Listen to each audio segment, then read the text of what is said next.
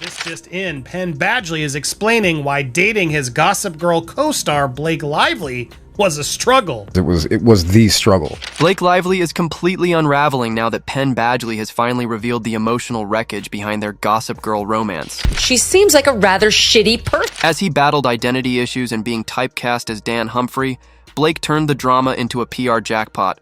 Her polished persona is collapsing, one silent truth at a time.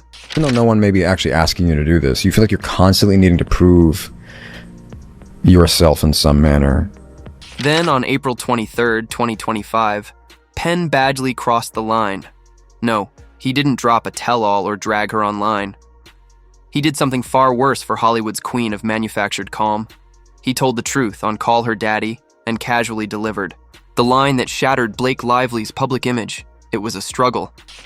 I don't know if he meant it that way, but now the headlines are running with it. The question's really a broader question of what was it like to live with so many parallels, but one of those parallels was the fact that he was dating his on-screen love interest as well, Blake Lively.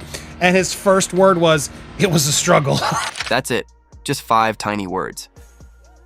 But those 5 words ignited a 5-alarm meltdown at Blake's PR headquarters. Pretty sure Stephanie Jones had to skip her oat milk latte to deal with it. Headlines burst like Blake's trauma-themed muffins, all because Penn, the famously nice guy, confirmed what we all suspected.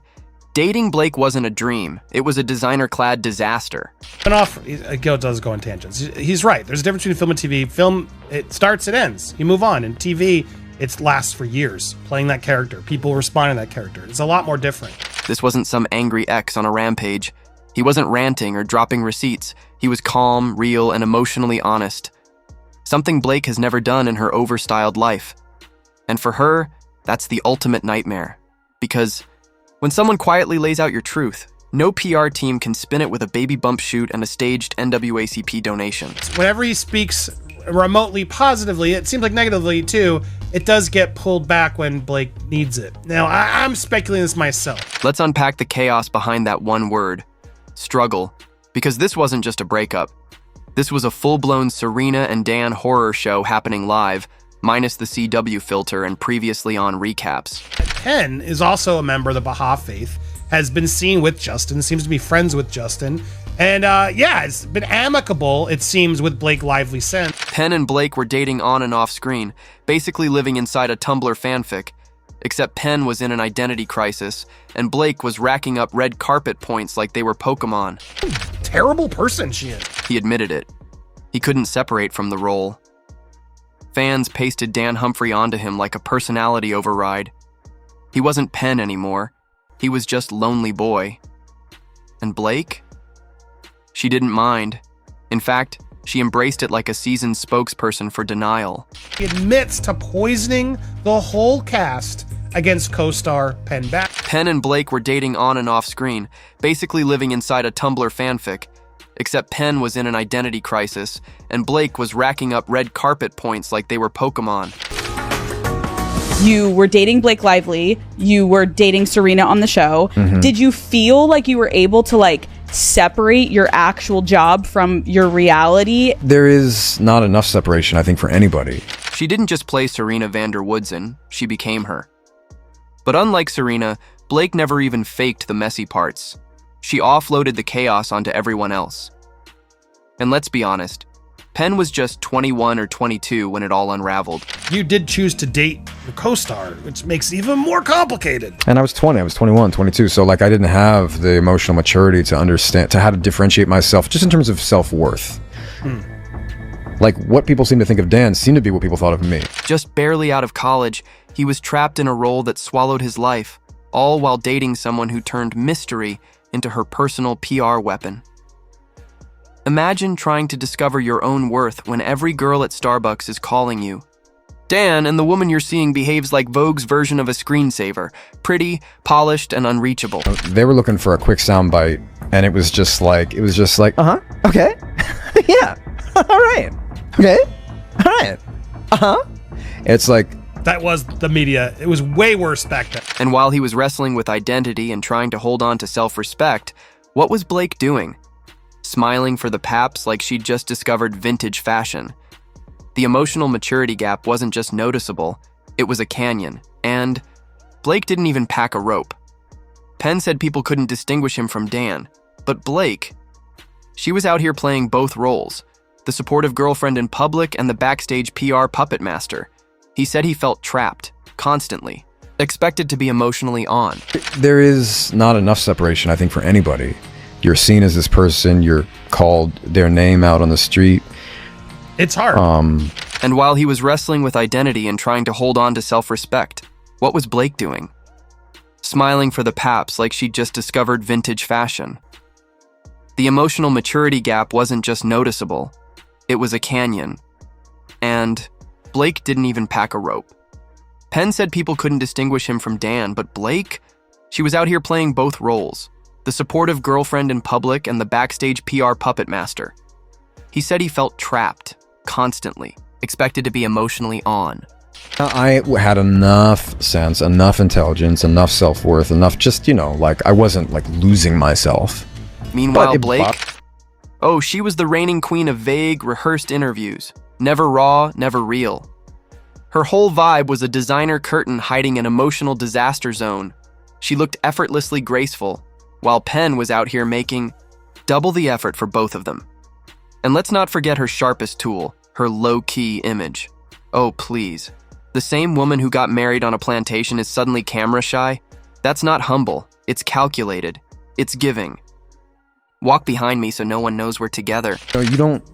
Interfacing in that space can actually feel really crazy, and you suddenly feel the need to perform, and you're just like, why can't I just say something normal? Penn actually shared that Blake once told a reporter it's not a date while they were literally at a premiere together.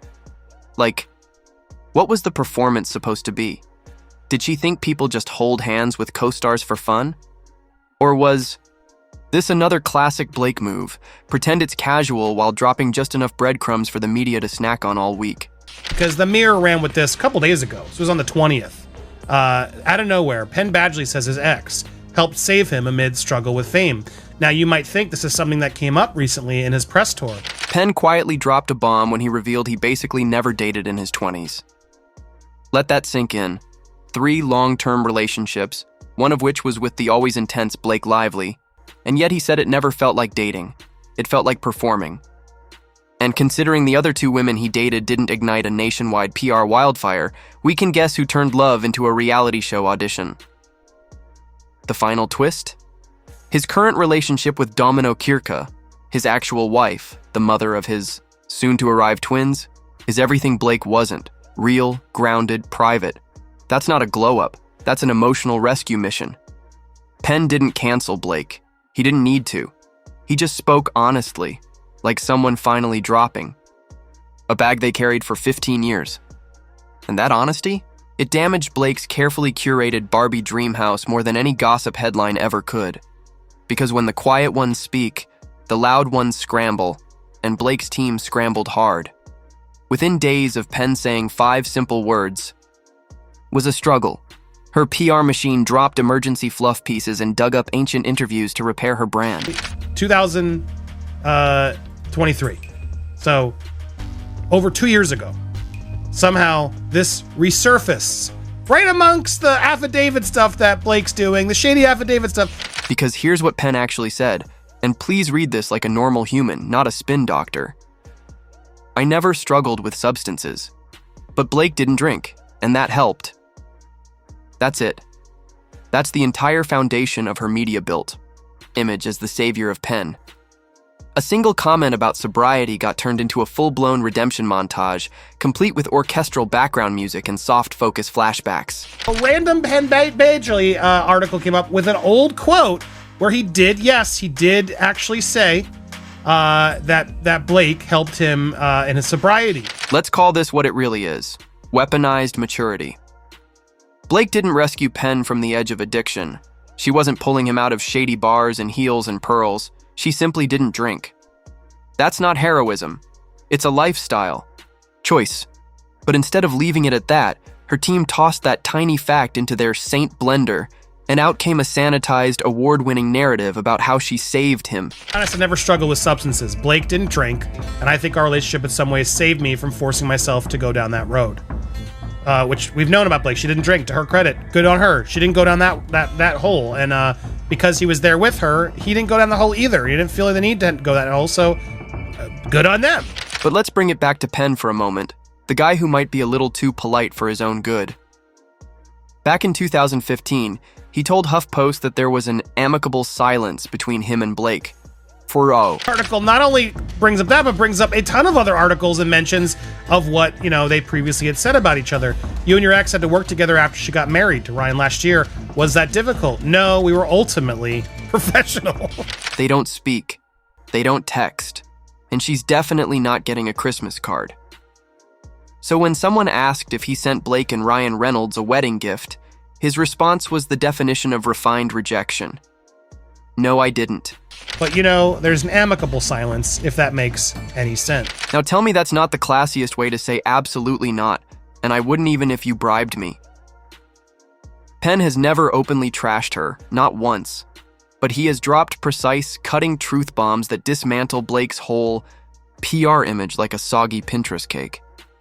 He describes being stuck in the act like it was a 6-year hostage crisis in stilettos, while Blake wasn't stuck at all. She was directing the entire script. Like anything valuable, it was good and it was bad, and it was a learning experience. Did you send a wedding gift to Ryan Blake? No, I didn't. And this is where it gets so good.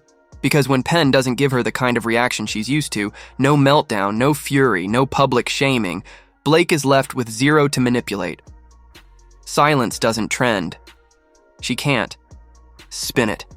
So what's her next move? Roll out the savior story again. And this time, no one's buying it. And she had the nerve, because she had 2 minutes of bad publicity when the film hit, to come out and try to blame it all on him. None of it was just due to the fact that she seems like a rather shitty person. They don't speak. They don't text. And she's definitely not getting a Christmas card. So when someone asked if he sent Blake and Ryan Reynolds a wedding gift, his response was the definition of refined rejection. No, I didn't.